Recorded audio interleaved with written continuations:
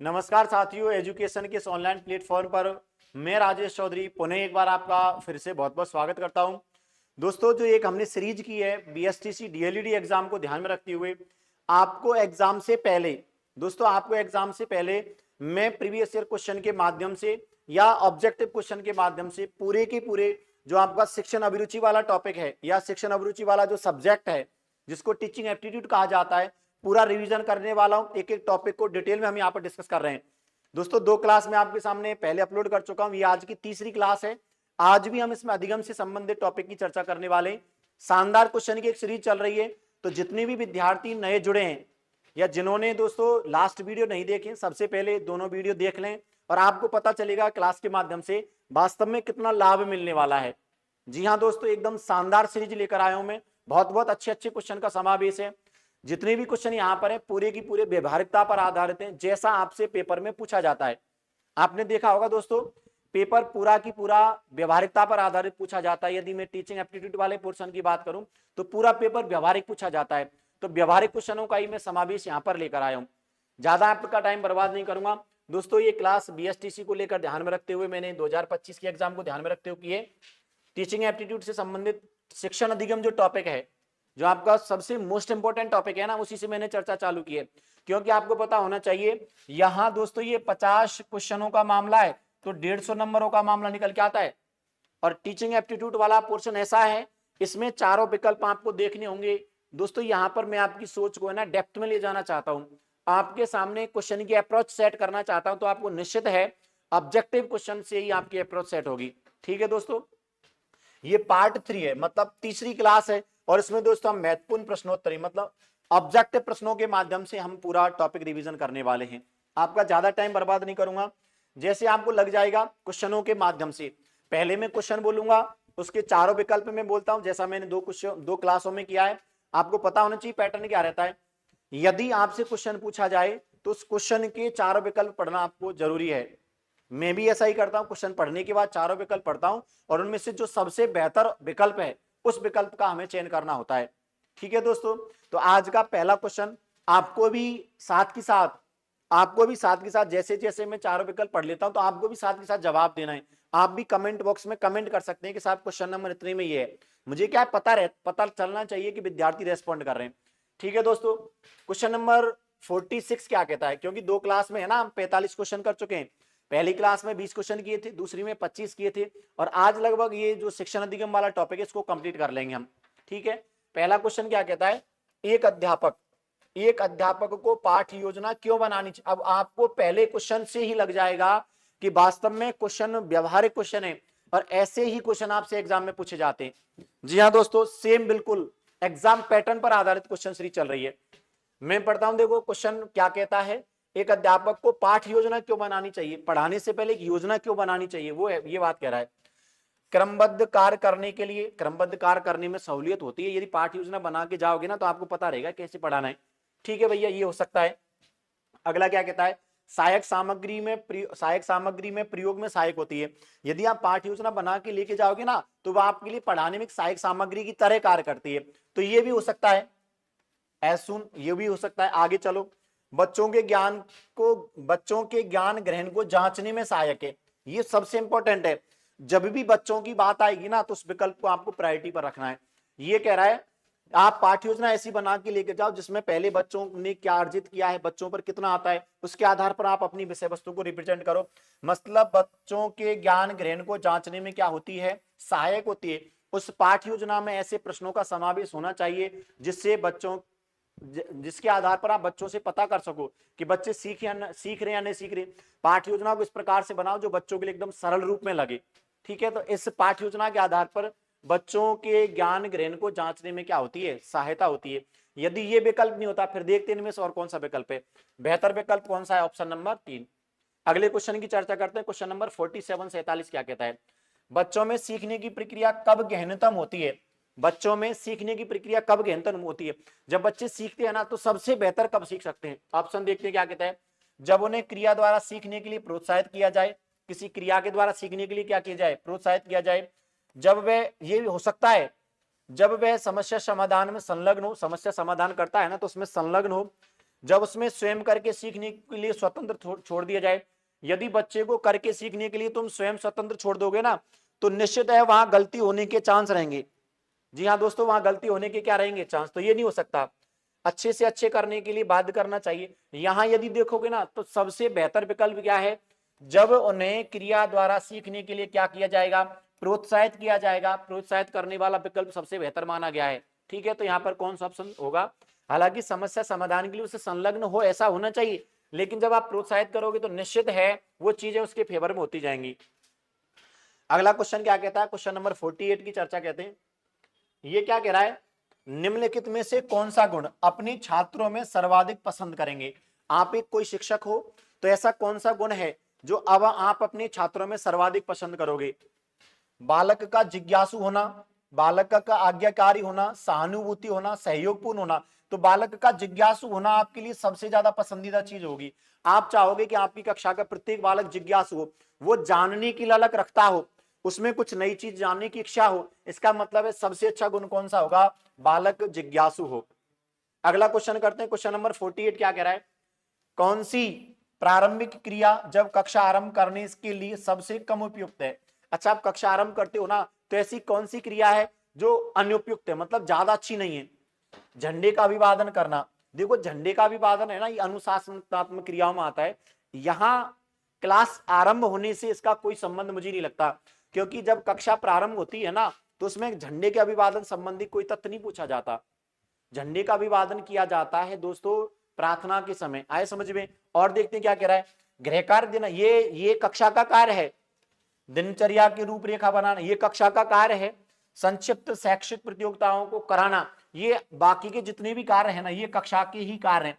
लेकिन ये कार्य दोस्तों कहीं ना कहीं प्रार्थना से संबंधित है। तो उसने पूछा सबसे कम अनुपयुक्त कौन सा है, सबसे कम उपयुक्त कौन सा है। यदि पूछा जाए ये बाकी के कक्षा के कार्य हैं, लेकिन ये वाला कार्य प्रार्थना से संबंधित है। उसने कहा है कक्षा आरंभ करने से पहले प्रारंभिक क्रिया के बारे में पूछा है। अगला क्वेश्चन देखो, क्वेश्चन नंबर 50 क्या कहता है, ये कह रहा है छात्रों की खेल में रुचि पैदा करने के लिए आप क्या करेंगे। आप स्वयं उनके साथ खेलेंगे, ऑप्शन नंबर 1 हो सकता है आप स्वयं उनके साथ खेलो। ऑप्शन नंबर 2, खेलों के महत्व के बारे में भाषण देंगे, बालकों को बताएंगे खेलों के महत्व के बारे में, जाने माने खिलाड़ियों को उदाहरण देंगे, ये भी हो सकता है। स्कूल टाइम टेबल में खेल के लिए, हाँ यदि आप चीजों के बारे में बता रहे हो, स्वयं बच्चों के बारे में स्वयं बच्चों के साथ खेलते हो, भाषण भी देते हो और उदाहरण भी देते हो, लेकिन आपको विद्यालय में एक पीरियड बच्चों के लिए खेलने के लिए रखना होगा।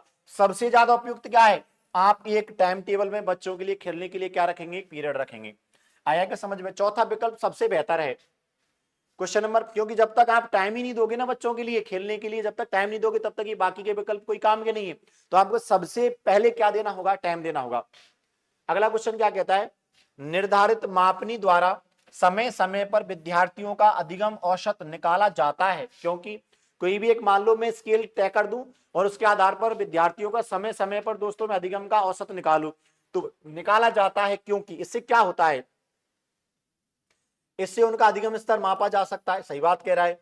जब आधुनिकतम शिक्षा प्रणाली में उल्लेखित है, यह आधुनिकतम शिक्षा प्रणाली में उल्लेखित है। इसके बाद क्या कह रहा है, इससे अधिगम स्तर का तुलनात्मक अध्ययन किया जाता है। क्योंकि ऐसा करना, देखो इससे यदि मैं सही बात पूछूं ना दोस्तों, तो यहां पर जो सबसे बेहतर विकल्प है ना, वो मुझे तीसरा लगता है।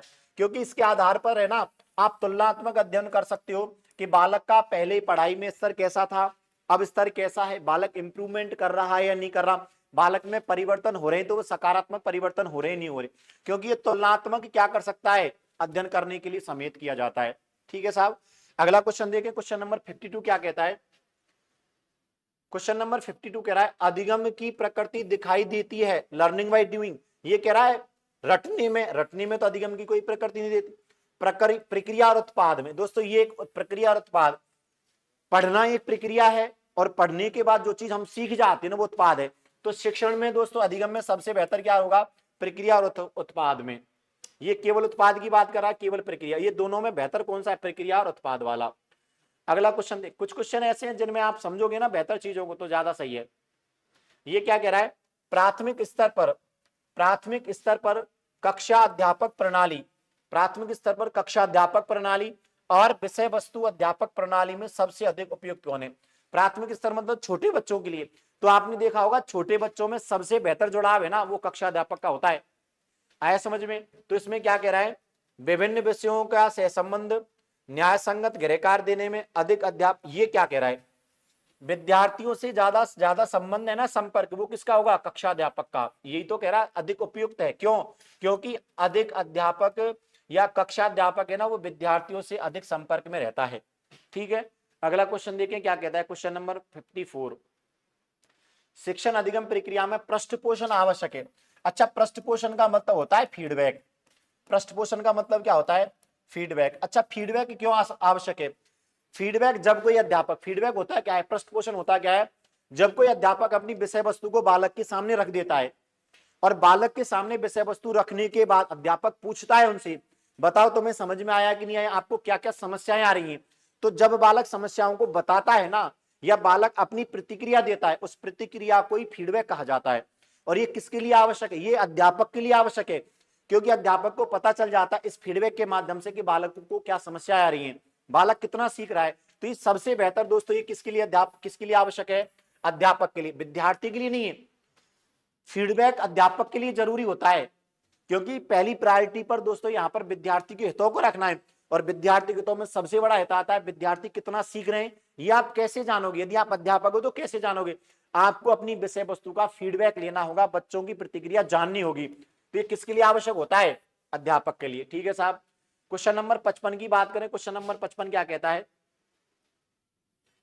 एक बालक का अधिगम निम्नलिखित अधिगम ढांचे से सर्वाधिक प्रभावित होता है। इसमें से क्या कह रहा है, बालक का अधिगम किस ढांचे से सर्वाधिक प्रभावित होता है। शीर रहित, ये कोई शीर रहित अलग कक्ष है, जैसे कोई बालक को अलग से रख दो, विद्यालय में भाई भाइयों के साथ, उसके अपने सामाजिक और सांस्कृतिक ढांचे। जब भी सामाजिक और सांस्कृतिक ढांचे की बात होगी ना, तो दोस्तों यहां पर सबसे बेहतर परिवर्तन की बात होगी। सबसे बेहतर है ना अधिगम किस माध्यम में होता है दोस्तों, ये उसके जो सामाजिक वातावरण है, सांस्कृतिक ढांचे में सबसे ज्यादा अधिगम है ना होता है। क्वेश्चन नंबर 56 क्या कहता है, थोड़ा क्विक करेंगे, आज की सीरीज है ना थोड़ा स्पीड में रहने वाली है। बालक के अधिगम के लिए निम्नलिखित में से कौन सी क्रिया सर्वाधिक योगदान देती है, लर्निंग बाय डूइंग, देखकर सीखना, बालक देखकर सीखता है। ठीक है, बालक याद करके सीखता है, कोई चीजें याद करके सीखता है, सुनकर सीखता है, या करके सीखना। आपने देखा होगा जब आप किसी कार्य को करके सीखते हो ना, तो उसमें आप बेहतर तरीके से सीख सकते हो। इसका मतलब है लर्निंग बाय डूइंग वाला कंसेप्ट है ना, यदि सीखने की बात हो ना तो बालक सबसे बेहतर करके सीख सकता है। याद करना अलग बात है, देखकर सीखना अलग बात है, लेकिन जब बालक क्रिया में खुद संलिप्त होता है ना, मतलब करके सीखता है, तो उस चीज को बेहतर सीख सकता है। तो सबसे बेहतर कौन सा होगा, करके सीखना, लर्निंग बाय डूइंग।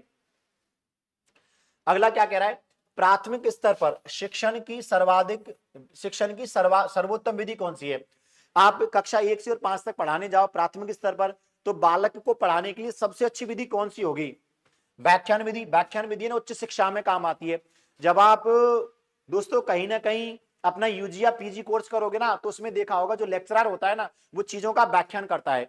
आया समझ में? तो ये व्याख्यान विधि तो उच्च कक्षा के लिए। खेल विधि हो सकती है बालक के लिए। खेल विधि किसके लिए हो सकती है, छोटे बालक को ना यदि खेल खेल में चीजें सिखाओगे ना, तो वो बच्चों को बेहतर समझ में आएगी।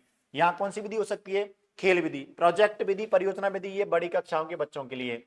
उसने पूछा सर्वाधिक उपयुक्त कौन सी है। हालांकि प्रदर्शन करके भी बालकों को सिखा सकते, कोई चीज दिखा दे रहे हो सीख जाएगा, लेकिन सबसे बेहतर की कहा है सर्वोत्तम विधि। तो सर्वोत्तम विधि कौन सी है दोस्तों, खेल विधि है। अगला क्वेश्चन चर्चा में लाए, क्वेश्चन नंबर 58 क्या कहता है, छात्रों के अधिकारिता अधिगम को प्रभावित करने वाला मुख्य कारक क्या है। छात्रों के अधिकारिता अधिगम को प्रभावित करने वाला मुख्य कारक क्या है, यदि आपसे पूछा जाए तो एक बार पढ़ते हैं। अधिगम हेतु समय जो दे रहा है बालक के लिए निश्चित है प्रभावित करेगा, मुख्य कारक नहीं होगा, लेकिन अनुदेशन में गुणवत्ता होनी चाहिए। छात्रों की लेखन गति भी प्रभावित करेगी। विशिष्ट प्रकार के अधिगम के प्रति अधिक क्षमता, देखो इसमें है ना कहीं ना कहीं ये कह रहा है अलग अलग प्रकार से सीखने में जो बालक की क्षमता है ना, वो बालक को ज्यादा प्रभावित करती है।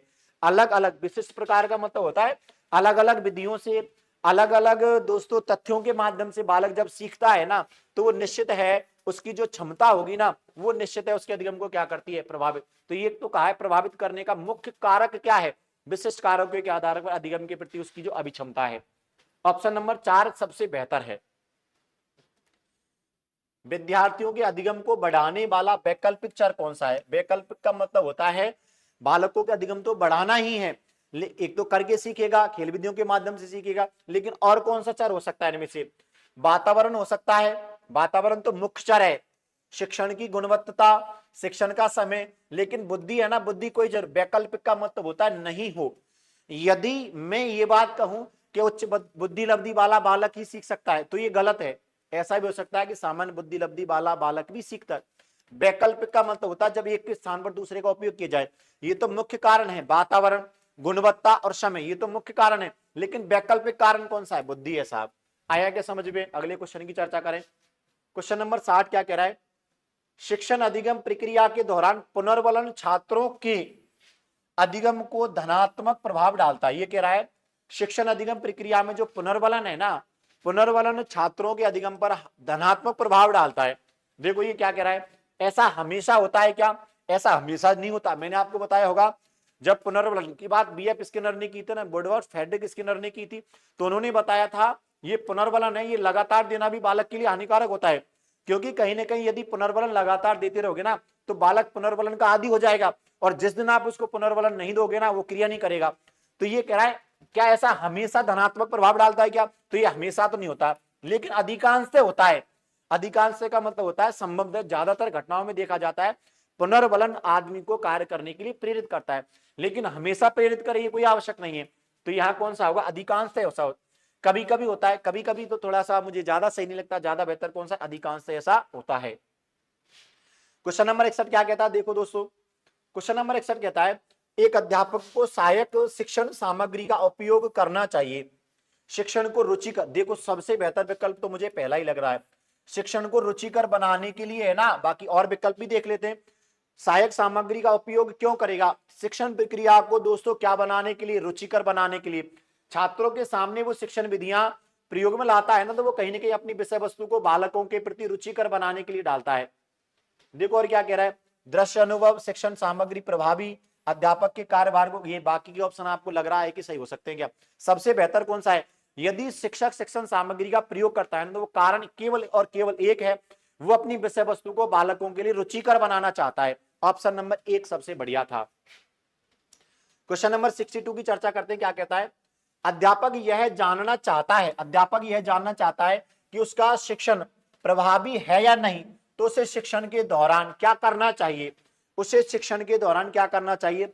विद्यार्थियों को हंसाना चाहिए। विद्यार्थियों को हंसाओगे तो कैसे जान सकते हो कि बालक ने सीखा या नहीं सीखा?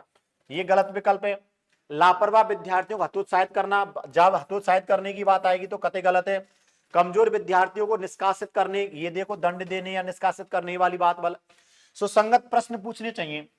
जो है ना शिक्षक यदि जानना चाहता है ना वास्तव में कि बालक ने कितना सीखा और बालक किस तरीके से सीख रहा है, तो उसको अपनी विषय वस्तु के आधार पर अच्छे अच्छे प्रश्न पूछने चाहिए, मतलब सुसंगत प्रश्न पूछने चाहिए। ऑप्शन नंबर 4 बेहतर है। अगले क्वेश्चन की चर्चा करें। क्या कहता है? शिक्षण प्रक्रिया का, लो शानदार क्वेश्चन आया साहब, शिक्षण प्रशिक्षण का मुख्य उद्देश्य क्या है? यदि मैं शिक्षण प्रशिक्षण की बात करूं ना तो इसका मुख्य उद्देश्य क्या है? आपके सामने दोस्तों 4 विकल्प हैं। शिक्षण व्यवसाय के प्रति प्रेरित करना, कि आपको भैया मास्टर बनने के लिए प्रेरित किया जाएगा शिक्षण प्रशिक्षण के माध्यम से। शिक्षण कौशलों में दक्षता विकसित करना, विद्यार्थियों की पहचान करने की योग्यता, ये सबसे बेहतर विकल्प होगा। विद्यार्थियों को पहचान करने की क्या विकसित करना? योग्यता विकसित करना। यदि कहता शिक्षण कौशलों का विकास करना तो वो भी सही हो सकता था। जैसे देखो ये क्या कह रहा है, शिक्षण कौशलों में दक्षता विकसित करना, लेकिन ये सही तो हो सकता है, लेकिन इसके सामने फीका पड़ गया। ये सही तो है, लेकिन सबसे बेहतर कौन सा है? विद्यार्थियों की पहचान करने की योग्यता विकसित करना। सॉरी, इसमें ध्यान रखना, एक बात ध्यान रखना, इसमें है ना ये बालक के बारे में नहीं पूछ रहा है, ये है ना ये एक शिक्षक के बारे में पूछ रहा है। किसके बारे में पूछ रहा है? शिक्षक के बारे में पूछ रहा है। शिक्षण प्रशिक्षण का मुख्य उद्देश्य क्या है? तो मैंने आपको बताया होगा शिक्षण प्रशिक्षण का मुख्य उद्देश्य तो होता है अध्यापक के अंतर्गत या जो भावी अध्यापक है ना उसके अंतर्गत शिक्षण कौशलों का विकास करना। सबसे बेहतर कौन सा होगा? शिक्षण कौशलों की दक्षता का विकास करना या विकसित करना। जब शिक्षण कौशलों की दक्षता विकसित हो जाएगी ना तो वो अपने आप विद्यार्थियों की पहचान करने की योग्यता उसके अंतर्गत आ जाती है। सबसे बेहतर यहां पर दोस्तों कौन सा होगा? 63 में ऑप्शन नंबर 2 है। शिक्षण कौशलों की क्या करना, दक्षता, शिक्षण कौशलों का विकास करना। अगला क्वेश्चन देखें क्या कहता है, जटिल तथा कठिन विषय वस्तु का शिक्षण कराना चाहिए, बालकों को कैसे कराना चाहिए। जटिल से कोई मान लो सामान्य विषय वस्तु है और कोई कठिन विषय वस्तु है, तो कैसे कराना चाहिए, छात्रों के अनुसार, खंडों के अनुसार।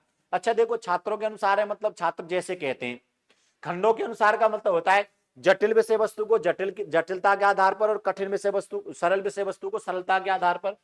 अगला ऑप्शन क्या कहता है, देखो ये क्या कह रहा है, बाद में या बीच बीच में। ये देखो ये सबसे बढ़िया कौन सा है, खंडों के आधार पर कराओ। आपको लगता है कि जटिल विषय वस्तु है तो उस पर ज्यादा ध्यान देने की आवश्यकता है, और आपको लगता है ये बालकों के लिए, अच्छा जटिल तथा कठिन विषय वस्तु ये की तो है, ये जटिल और कठिन का मतलब होता है जो बालकों के लिए कहीं ना कहीं ऐसा लगे कि ये बड़ा डिफिकल्ट विषय, तो उसको आप तोड़ तोड़ कर समझाओ। खंडों के आधार पर मतलब होता है छोटे छोटे भाग बनाओ और छोटे छोटे भागों के आधार पर बालकों को समझाओ। तो दोस्तों यहाँ कौन सा होगा, ऑप्शन नंबर 2। अब ये दोस्तों 3 क्लास, देखो ये पूरा हो गया। इसके बाद नेतृत्व है। यहां जब ये टॉपिक कंप्लीट हो जाता है ना, तो इसके बाद अगले क्लास में, आज दोस्तों मैंने आपके सामने लगभग 20 क्वेश्चन, 19 क्वेश्चनों की सीरीज है, लेकिन दोस्तों यहाँ पर अधिगम से संबंधित मैंने आपके सामने कितने क्वेश्चनों का समावेश लेकर आया, 64 क्वेश्चनों का समावेश लेकर आया।